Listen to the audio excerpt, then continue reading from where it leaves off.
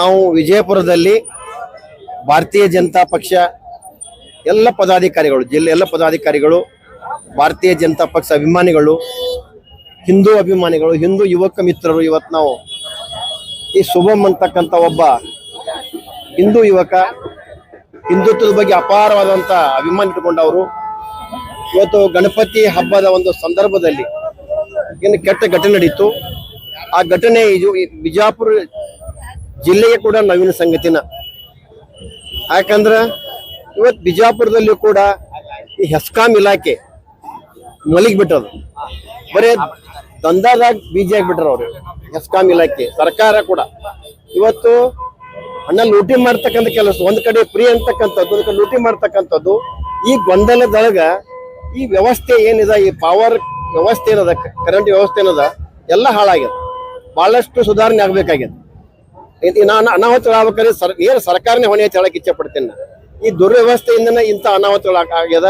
ಅದಕ್ಕೆ ಆ ಯುವಕನನ್ನು ಕಳ್ಕೊಂಡಂತ ಭಾರತೀಯ ಜನತಾ ಪಕ್ಷ ಇವತ್ತು ಬಹಳಷ್ಟು ನೊಂದದ.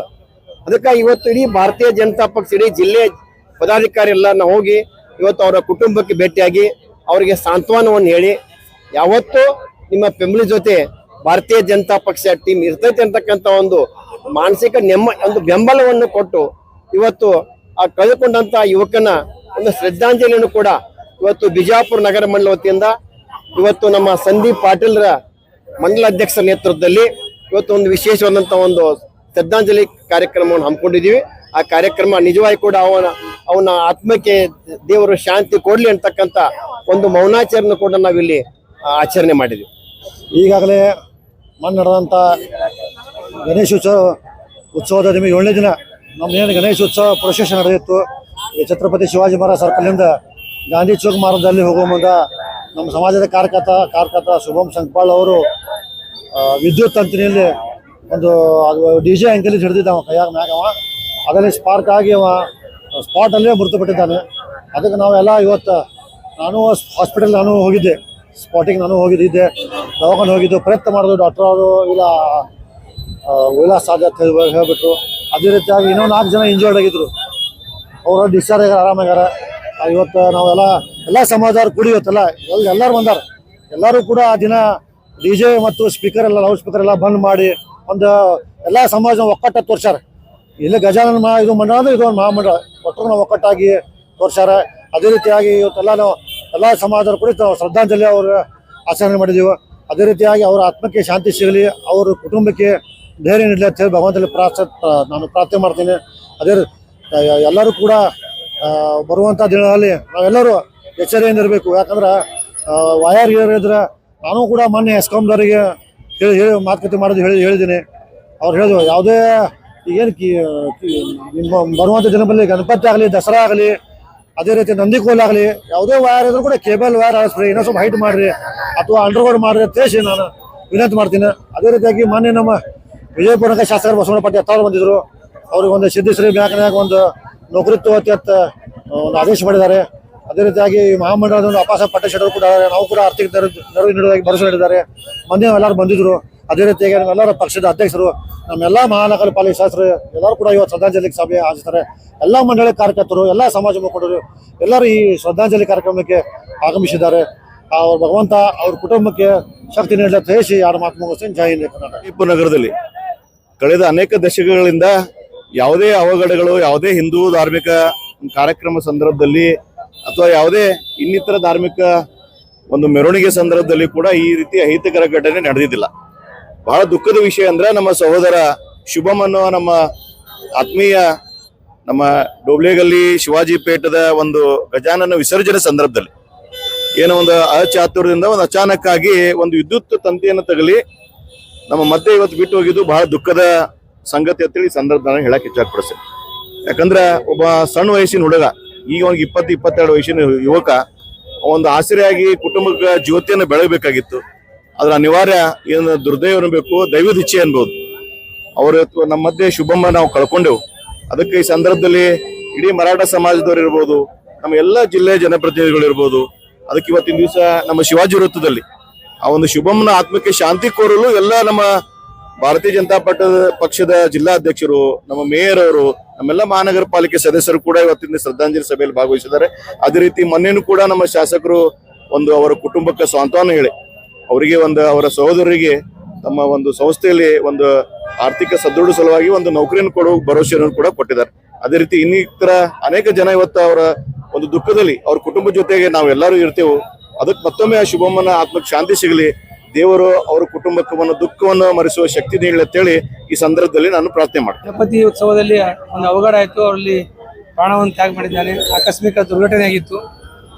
ಆದ ಕಾರಣ ಇಡೀ ವಿಜಯಪುರದ ಜನ ಅದರ ಮಮ್ಮಲೆ ಮರುಗಿದೆ. ಯಾಕಂದ್ರೆ ಅದು ಭಾಳ ಬೆಳೆಯಬೇಕಾದ ಯುವಕ ಆ ಮನೆಗೆ ಆಸರೆ ಆಗಿದ್ದ. ಒಂದು ಆಕಸ್ಮಿಕ ಘಟನೆ. ಬಹುತೇಕ ಕರ್ನಾಟಕದಲ್ಲಿ ಎಲ್ಲರೂ ಈ ವಿಷಯ ಕೇಳಿ ಮಮ್ಮಲ್ಲಿ ಮರುಗಿದ್ದಾರೆ. ಅವ್ರಿಗೆಲ್ಲರಿಗೂ ನೋವಾಗಿದೆ. ಬರುವಂತ ದಿನಗಳಲ್ಲಿ ಈ ರೀತಿ ಘಟನೆ ಆಗಬಾರಂತ ನಾವು ಭಗವಂತನಲ್ಲಿ ಪ್ರಾರ್ಥಿಸ್ತೀವಿ. ಇದೀಗ ನಮ್ಮ ಸಹೋದರ ಮಹಾನಗರ ಪಾಲಿಕೆ ಸದಸ್ಯರು ಶಿವರುದ್ರ ಬಾಲ್ಕೋಟ್ ಹೇಳಿದಾಗೆ ಅವರ ಇಡೀ ಕುಟುಂಬದ ದುಃಖದಲ್ಲಿ ನಾವು ಪಾಲ್ದಾರಿದ್ದೀವಿ. ಅವ್ರ ಕುಟುಂಬಕ್ಕೆ ಭಗವಂತ ದುಃಖ ಸಭೆಸುವ ಶಕ್ತಿ ಕರುಣಿಸಲಿ.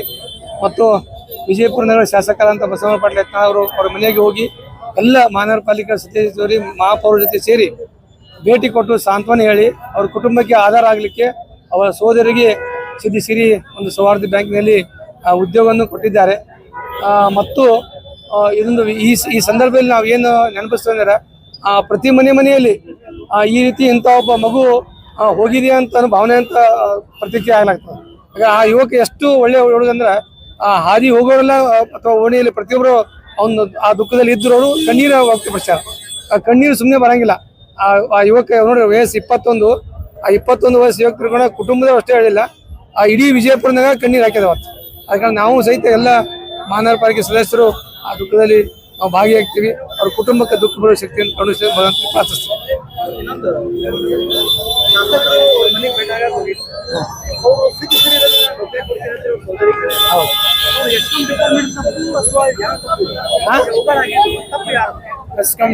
ನೋಡ್ರಿ, ಅದು ತಪ್ಪು ಯಾರ್ದಂತ ಇನ್ನು ಅಧಿಕಾರಿಗಳು ಮತ್ತು ಡಿಪಾರ್ಟ್ಮೆಂಟ್ ಕೂಲಂಕುಷವಾಗಿ ಹೇಳ್ಬೇಕು. ನಾನು ಹೇಳೋದು ತಪ್ಪಾಗ್ತದೆ. ಈಗ ನಾ ಮೀಡಿಯಾದಲ್ಲಿ ಏನಾದ್ರು ತಪ್ಪು ಹೇಳಿಕೆ ಕೊಟ್ರ ನಾಳೆ ತಪ್ಪಿಸ ನಾ ಆಗ್ತೀನಿ. ಅದ ಕಾರಣ ಅದ್ರ ಬಗ್ಗೆ ಕೂಲಂಕುಷವಾಗಿ ವಿಚಾರ ಮಾಡ್ತಾ ಇದ್ದಾರೆ. ಅದೇನು ಆಕಸ್ಮಿಕ ಘಟನೆ, ಯಾರು ದುರುದ್ದೇಶ ಅಲ್ಲದು. ನೋಡ್ರಿ, ಅವರು ಅವತ್ತೇ ಹೇಳ್ಯಾರ, ನಾನು ಸುಮ್ಮನೆ ಸುಳ್ಳು ಹೇಳಿಕೆ ಕೊಟ್ಟು ಹೇಳುವುದು ಸರಿಯಲ್ಲ. ಸದ್ಯಕ್ಕೆ ತ್ವರಿತವಾಗಿ ನಾಳೆಯಿಂದ ಪ್ರಾರಂಭ ಆಗಬೇಕು. ಆ ಕುಟುಂಬ ಸ್ವಲ್ಪ ಕಡು ಕುಟುಂಬದವ್ರ, ಬಡ ಕುಟುಂಬದವ್ರದಾರ. ಆ ಕುಟುಂಬಕ್ಕೆ ನಾಳೆಯಿಂದ ಸ್ಟಾರ್ಟ್ ಆಗ್ತದೆ. ಆ ಸಹೋದರಿಗೆ 20-22 ಸಾವಿರ ಪಗಾರ ಅಂದ್ರೆ ಸಾಮಾನ್ಯ ಅಲ್ಲ. ಈಗ ಅದಕ್ಕೆ ಮುಂದೆ ಅವ್ರು ಹೇಳ್ಯಾರ, ನಾನು ಪ್ರಯತ್ನ ಮಾಡ್ತೀನಿ. ಅವ್ರು ಯಾರೋ ಮಾಸ್ಟರ್ ಮಾಡಿ ಹೇಳಿದವ್ರು ಉಳಿದವರು KEBL ಜಾಬ್ ಕೊಡ್ತಾರೆ. ಅವ್ರು ಜಾಬ್ ಕೊಡ್ಸಿದ್ರೆ ನಮ್ಮ ರಿಸೈನ್ ಮಾಡಿ ಹೋಗ್ಲಿಕ್ಕೆ ನಾವು ಅನುಮತಿ ಕೊಡ್ತೀನಿ ಅಂತ ಹೇಳ್ಯಾರ. ಈಗ ಸುಳ್ಳು ಆಶ್ವಾಸನೆ ಕೊಟ್ಟು ಸರಿಯಲ್ಲ. ಇದ್ದದ್ದು ನಿಜ ಸ್ಥಿತಿ ಹೇಳ್ಬೇಕು. ಅವರು ಪ್ರಯತ್ನ ಮಾಡ್ತಾರೆ, ತಪ್ಪೇನಿಲ್ಲ. ನೋಡ್ರಿ, ಒಂದ್ ಹೇಳ್ತೀನಿ, ಶಾಸಕರಿಗೆ ದೊಡ್ಡ ಕೆಲಸ ಅಲ್ಲ. ನಾ ಹೇಳಿ ಕೇಳ್ರಿ, ಪೂರಾ ಕೇಳ್ರಿ ದಯವಿಟ್ಟು. ಅದಕ್ಕೊಂದು ನಾರ್ಮ್ಸ್ ಅದ. ಈಗ KSRTC ಯಲ್ಲಿ ತಿರ್ಕೊಂಡು ಏನಿರ್ತಾವಲ್ಲ ಅಂತ ಮಕ್ಳಿಗೆ ನೌಕರಿ ಕೊಡ್ಲಾಕಿ 5 ವರ್ಷ 7 ವರ್ಷ ಟೈಮ್ ತೊಗೊಳಕತ್ತಾರ. ಅಂತವೆಲ್ಲ ಸುಮ್ಮನೆ ಮೀಡಿಯಾ ಮುಂದೆ ಹೇಳೋದು ದೊಡ್ಡದಲ್ಲ. ಅದ್ರ ತಕ್ಕ ನಡ್ಕೋಬೇಕಾಗ್ತದ.